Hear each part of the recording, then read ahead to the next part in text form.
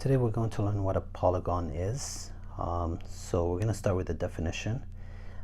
Polygon is a closed plane figure formed by three or more straight line segments called sides.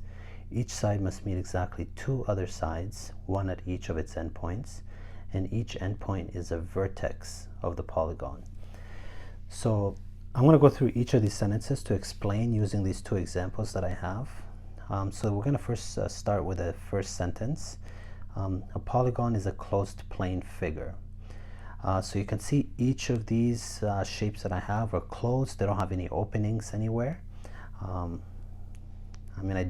drew it as best as I could, but they don't have any openings. So that's what it means by closed plane. And it's a plane because it's a flat surface, which is two-dimensional. So you could see both of these meet that criteria, and they're formed by three or more straight line segments called sides. So these are the sides, that's a side, that's a side, that's a side, and so on. So you need at least three sides, and each is considered a side. Now each side must meet exactly two other sides, one at each of its endpoints. So this is where it got confusing for me at first, but now I have a clear understanding of what it means. So if we start, let's say, with this side here, let's say we start with this side, you can see that this side meets exactly two other sides. So this is the one endpoint of it, and this is another endpoint. You can see it meets this side and it meets this side, right? So that's one, that's two. So it meets two other sides, one at each of its endpoint. That's a very important thing to remember, because that's required to define a polygon. Now you can see this shape here that we have meets that criteria. So if you pick a side and you look at each of its endpoints, it's going to meet just two sides, one at each of its endpoint. But if, let's say, you try this one here, so let's pick this side on this shape. It has an endpoint here, it has an endpoint here.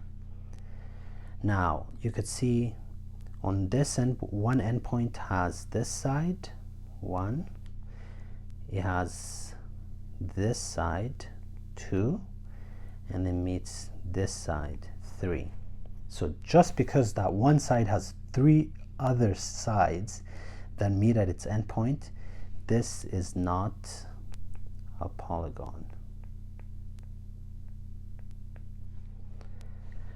So it's important to remember that concept. That's very confusing in textbooks. They write it in a way that's very confusing, but that's one thing that you need to remember.